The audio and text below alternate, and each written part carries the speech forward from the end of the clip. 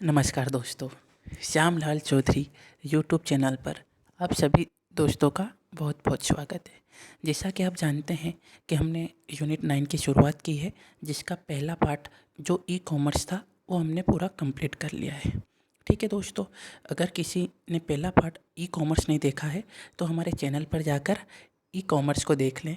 वहाँ पर हमने क्विक और फास्ट तरीके से उस चैप्टर के जितने भी फैक्चुअल पार्ट हैं जो पीएससी प्री 2020 के पर्सपेक्टिव से इम्पोर्टेंट हैं, उन सबको कवर कर रखा है। ठीक है दोस्तों, तो आइए हम चलते हैं दूसरे चैप्टर पर जो है ई गवर्नेंस। अब हम शुरुआत करेंगे ई गवर्नेंस। यहाँ पर हम देखेंगे कि ई गवर्नेंस क्या होता है, ई गवर्नेंस के क्या क्या प्रकार हैं, ई गवर्नेंस के लिए सरकार क्या क्या पहल कर रही है। ठीक है दोस्तों, तो यहाँ पर हम फास्ट तरीके से और जो भी प्री के पर्सपेक्टिव से इम्पोर्टेंट फैक्ट्स हैं उन सबको कवर करेंगे। दोस्तों, आप जैसे जानते हैं कि ई गवर्नेंस बड़ा पार्ट है क्योंकि इसमें बहुत सारी योजनाएं हैं और जैसा कि आप जानते हैं कि सूचना और प्रौद्योगिकी को इसी बार पीएससी के प्री में सिलेबस में ऐड कर रखा है। तो हो सकता है कि क्वेश्चन कहाँ कहाँ से आए इसकी जानकारी नहीं है, तो इसके जितने भी इम्पोर्टेंट जो भी डायमेंशंस हैं, आयाम हैं, जहाँ से क्वेश्चन आने की संभावना है, उन सबको हमने कवर करने का प्रयास किया है। तो आइए शुरुआत करते हैं। तो सबसे पहले हम जानेंगे कि ई गवर्नेंस होता क्या है। तो ई गवर्नेंस, जैसा कि आप देख पा रहे हैं कि ई गवर्नेंस दो शब्दों से मिलकर बना है। पहला है ई और दूसरा है गवर्नेंस। ई का अर्थ होता है इलेक्ट्रॉनिक और गवर्नेंस का अर्थ होता है शासन का संचालन। तो इससे हम इसकी परिभाषा आराम से बना लेंगे कि फिर इसकी परिभाषा क्या होगी कि इलेक्ट्रॉनिक माध्यम से शासन का संचालन क्या कहलाता है दोस्तों, ई गवर्नेंस। ठीक है, अब ई गवर्नेंस के उद्देश्य क्या क्या हैं। तो सबसे पहले जो इसका इम्पोर्टेंट उद्देश्य है वो है पारदर्शिता लाना। दूसरा है प्रक्रिया सरल करना, जो भी जटिल प्रक्रियाएं हैं उन सबको हटा के प्रक्रिया सरल करना।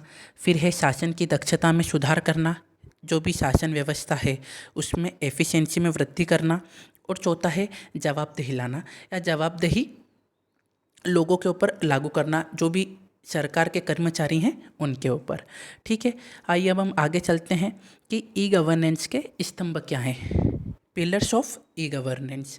जैसा कि आप देख पा रहे हैं कि ई गवर्नेंस के 4 स्तंभ हैं। जो इसमें जो सबसे पहले इम्पोर्टेंट जो स्तंभ है वो है प्रौद्योगिकी या टेक्नोलॉजी। जो भी ई गवर्नेंस की जो शुरुआत होगी वो कहाँ से होगी दोस्तों, टेक्नोलॉजी से, प्रौद्योगिकी से। दूसरा इम्पोर्टेंट क्या हो जाएगा, संसाधन।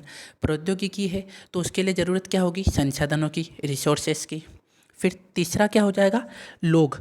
क्या अल्टीमेटली उन संसाधनों का इस्तेमाल कौन करेगा, वो कौन करेंगे, आम जन करेंगे, सिटीजन्स करेंगे।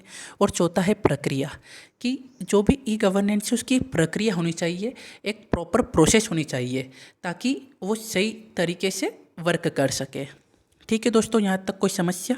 हमने अब देखे हैं ई गवर्नेंस के स्तंभ। और आपको यहाँ पे एक और चीज़ मैं बता दूँ कि जो हमारा यूट्यूब चैनल है श्यामलाल चौधरी, वो एमपीपीएससी प्री और मेंस दोनों के लिए बिल्कुल निःशुल्क क्लासेस अपलोड कर रहा है लगातार। और जितने भी एमपीपीएससी प्री और मेंस के जितने भी यूनिट हैं उन सब के लिए अलग अलग फैकल्टी, जो अलग अलग फैकल्टी हैं जिनमें अपने अपने सब्जेक्ट में महारत हैं, वो लगातार वीडियोस लेकर आ रहे हैं। तो आप बिल्कुल हमारे चैनल पर जाइए और लगातार वीडियोस देखिए और अपने प्री और मेंस की तैयारी को बूस्ट कीजिए।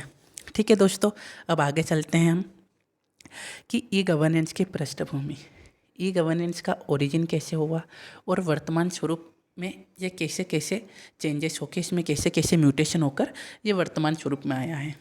तो जैसा कि आप देख पा रहे हैं, जो ई गवर्नेंस की जो शुरुआत हुई थी वो कब हुई थी दोस्तों, 1969। और कहाँ पर हुई थी, अमेरिका में। और अमेरिका में बिल्कुल बहुत ही छोटे स्तर पे हुई थी। जो भी अमेरिका के जितने भी रक्षा विभाग थे, ठीक है, वहाँ से इसकी शुरुआत हुई थी। उन जितने भी रक्षा विभाग थे उनको लेन नेटवर्क के माध्यम से आपस में जोड़ा गया था। दोस्तों, बहुत ही छोटा स्तर था, यहीं से इसकी शुरुआत हुई थी। अब हम देखते हैं फिर देखते हैं 1970। दोस्तों 1970 है, यहाँ पर इस ई गवर्नेंस की जो उत्पत्ति थी वो कहाँ पे हुई थी? भारत में। भारत में ई गवर्नेंस की उत्पत्ति कब हुई थी? 1970 में। तो ये क्वेश्चन आ सकता है कि भारत में ई गवर्नेंस की उत्पत्ति कब हुई थी? तो इसका उत्तर क्या होगा? 1970। और इसकी शुरुआत कैसे हुई थी? बहुत ही छोटे स्तर पर हुई थी। चुनाव में इसका इस्तेमाल किया गया था, जनगणना में इसका इस्तेमाल किया गया था। तो ये बात जो इसकी शुरुआत हुई थी ये बहुत ही छोटे स्तर पर हुई थी। फिर देखते हैं कि 1970 में ही इलेक्ट्रॉनिक्स विभाग की स्थापना हुई थी। दोस्तों जब ई गवर्नेंस आएगा तो ई गवर्नेंस को मेंटेन कौन करेगा, उसका देखरेख कौन करेगा, उसके लिए एक विभाग की आवश्यकता थी। तो इसीलिए 1970 में क्या किया गया? एक विभाग की स्थापना की गई जिसका नाम क्या था? इलेक्ट्रॉनिक्स। ठीक है। फिर 1976 में ही राष्ट्रीय सूचना केंद्र या जिसे कहते हैं नेशनल इंफॉर्मेटिक्स सेंटर की स्थापना की गई। दोस्तों ये क्या देखता है? ये जितने भी केंद्र सरकार के काम हैं, जितने भी राज्य सरकार के काम हैं ई गवर्नेंस के संबंध में, ठीक है दोस्तों, और जितने भी संघ शासित प्रदेश या केंद्र शासित प्रदेश के जितने भी ई गवर्नेंस के संबंधित कार्य हैं, इन सबको कौन देखता है? एनआईसी, नेशनल इंफॉर्मेटिक्स सेंटर या राष्ट्रीय सूचना केंद्र। अब यहाँ पे आपको एक मज़ेदार चीज़ बताता हूँ कि जो एनआईसी है इसका फुल फॉर्म थोड़ा सा कन्फ्यूजन कर देता है, क्योंकि यहाँ पे जो आई है वो किसको डिनोट करता है दोस्तों? इन्फॉर्मेटिक्स। वो इन्फॉर्मेशन को नहीं करता है। हिंदी में भले यहाँ पे सूचना लिखा है पर वो सूचना इन्फॉर्मेशन नहीं है, वो क्या होगी? आपकी इन्फॉर्मेटिक्स। ठीक है। अब आगे चलते हैं। 1987 में फिर एक सैटेलाइट आधार नेटवर्क की शुरुआत की गई कि जो भी नेटवर्क था वो किस पर आधारित था? सैटेलाइट। इसकी शुरुआत भी किसने की थी? जो राष्ट्रीय सूचना केंद्र एनआईसी है उसने इसकी शुरुआत की थी। ठीक है। फिर उसके बाद 1999 में इंफॉर्मेशन टेक्नोलॉजी मंत्रालय की स्थापना की गई। फिर 2000 में जो इंफॉर्मेशन टेक्नोलॉजी एक्ट अधिनियम 2000 लागू किया गया। फिर 2009 में सर्व सेवा केंद्र या कॉमन सर्विस सेंटर की शुरुआत की गई।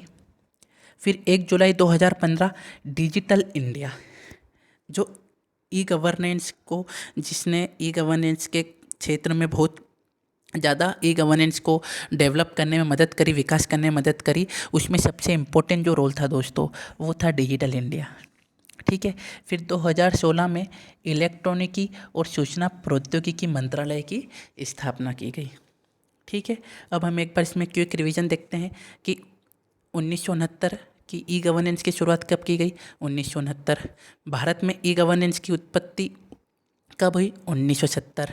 ठीक है। डिजिटल इंडिया की शुरुआत कब हुई? 1 जुलाई 2015। ठीक है। ऐसे ऐसे क्वेश्चंस आने की संभावना है, क्योंकि जैसा कि आप जानते हैं कि यह जो यूनिट है अभी नया जुड़ा है, तो इसमें बहुत सारे क्वेश्चंस भरमार है, क्वेश्चन आयोग पूछ सकता है। ठीक है। पर हमने जो भी इम्पोर्टेंट, जो हमें लगा कि इम्पोर्टेंट क्वेश्चन ऐसे यहाँ से आने की संभावना है, उन सब का हमने समावेश किया है ताकि आप लोगों को बिल्कुल भी दिक्कत ना आए। ठीक है दोस्तों। अब हम आगे चलते हैं। अब हम देखते हैं कि ई गवर्नेंस में सहभागिता के क्या क्या प्रकार हैं। ठीक है। अब हम देखेंगे सहभागिता के प्रकार। तो जैसा कि हमने ई कॉमर्स में देख रखा था कि जिसमें आप देखा था कि government to citizen, government to business, वही जो चीज़ें हैं वही ई गवर्नेंस में भी सहभागिता के प्रकार हैं, वही चीज़ प्रकार हैं। ठीक है। तो आइए हम एक एक करके इन चारों को डिस्कस करते हैं। सबसे पहला क्या है? G2G, जिसे कहते हैं गवर्नमेंट टू गवर्नमेंट। G2G क्या है? ये एक एब्रीविएशन है गवर्नमेंट टू गवर्नमेंट का। ठीक है दोस्तों। इसमें क्या होता है कि जो सरकार के सभी विभाग हैं, ये केंद्र स्तर पर, राज्य स्तर पर, केंद्र शासित क्षेत्र हैं उनके स्तर पर, ठीक है, उन सबके बीच में जब आपस में सहभागिता होती है, वो भी किसके माध्यम से? इलेक्ट्रॉनिक के माध्यम से, तो उसको क्या कहते हैं? गवर्नमेंट टू गवर्नमेंट या G2G। इसका बहुत ही अच्छा उदाहरण है प्रगति पोर्टल। ठीक है। अब दूसरा हम देखते हैं गवर्नमेंट टू सिटीजन, या जिसे कहते हैं, जिसका एब्रीविएशन क्या है? G2C। ठीक है। अब इसमें क्या होता है दोस्तों कि जो सरकार होती है, सरकार का किससे सहभागिता करती है? सरकार सिटीजन से या आमजन से और इलेक्ट्रॉनिक माध्यम से, तो उसको क्या कहा जाता है? G2C। इसके बहुत अच्छे उदाहरण हैं MP ऑनलाइन, डिजी लॉकर, और मेरे हिसाब से जो डिजी लॉकर है वो बहुत ही अच्छा है। अगर आपको जितनी भी हार्ड कॉपीज़ हैं आपकी, अगर शैक्षणिक वाली हैं, 10th-12th मार्कशीट हैं, या आरटीओ के रिलेटेड आपका अगर ड्राइविंग लाइसेंस हो गया, इंश्योरेंस हो गया, आप इनकी इस डिजी लॉकर में आसानी से सॉफ्ट कॉपी मेंटेन कर सकते हैं। तो आप भी दोस्तों इसका इस्तेमाल करें और हार्ड कॉपी से बचें। ठीक है, अब हम तीसरा देखते हैं कि गवर्नमेंट टू बिजनेस या G2B। जब सरकार व्यापारी लोग से या व्यापार में इलेक्ट्रॉनिक माध्यम से सहभागिता निभाती है तो इसका क्या कहते हैं, G2B। इसका बहुत अच्छा उदाहरण क्या है दोस्तों, ईवीज़। फिर आगे देखते हैं, अगला जो है और आखिरी है इसका प्रकार, वो क्या है, गवर्नमेंट टू एम्प्लॉय या G2E। दोस्तों जब सरकार सरकारी कर्मचारी से सब इलेक्ट्रॉनिक माध्यम से सहभागिता करती है तो उसको क्या कहा जाता है, गवर्नमेंट टू एम्प्लॉय G2E। ठीक है, इसके बहुत अच्छे उदाहरण हैं, ई मित्र हो गया, ई सेवा हो गया। दोस्तों इसमें क्या होता है कि जो भी सरकारी कर्मचारी हैं उनको सबको ऑनलाइन फैसिलिटी दी जाती है। काय की ऑनलाइन फैसिलिटी जाती है कि अगर उनको कुछ छुट्टी लेनी है तो इसके लिए वह ऑनलाइन ही आवेदन कर सकता है। जितनी भी सैलरी का उनको रिकॉर्ड्स अगर चेक करना है तो वो ऑनलाइन ही इनका रिकॉर्ड्स चेक कर सकते हैं। ठीक है, अब जैसा मैंने कहा था शुरुआत में ही कि ई गवर्नेंस जो है बहुत बड़ा पार्ट है, इसको इसलिए हम 2 भागों में कर रहे हैं। यहाँ पे पहला पार्ट जो भी कि ई गवर्नेंस क्या होता है, इसकी पृष्ठभूमि क्या है, इसके उद्देश्य क्या हैं, इसके स्तंभ क्या हैं, और ई गवर्नेंस की सहभागिता के प्रकार, वो सब हमने देख लिया है। अब हम जो इसका अगला लेक्चर है उसमें देखेंगे कि ई गवर्नेंस के लिए क्या क्या पहल की गई है, केंद्र सरकार के द्वारा क्या क्या पहल की गई है। मध्य प्रदेश सरकार, अगर आप MPPSC की तैयारी कर रहे हैं हम, तो हमें मध्य प्रदेश सरकार के जो भी ई गवर्नेंस के लिए सरकार ने पहल की है, मध्य प्रदेश सरकार ने, उनको बहुत अच्छे से समझना होगा, पढ़ना होगा। और ठीक है दोस्तों, और इसमें हमने आपको जितने भी इम्पोर्टेंट फैक्ट्स थे जो प्री के पर्सपेक्टिव से इम्पोर्टेंट हैं, जो आने की जिनकी प्रबल संभावना है, उन सबको कवर किया है। ठीक है, तो बहुत बहुत धन्यवाद। प्लीज़ आप चैनल को सब्सक्राइब करें और वीडियो को लाइक और शेयर करें। आपका बहुत बहुत धन्यवाद दोस्तों, आपका दिन शुभ रहे।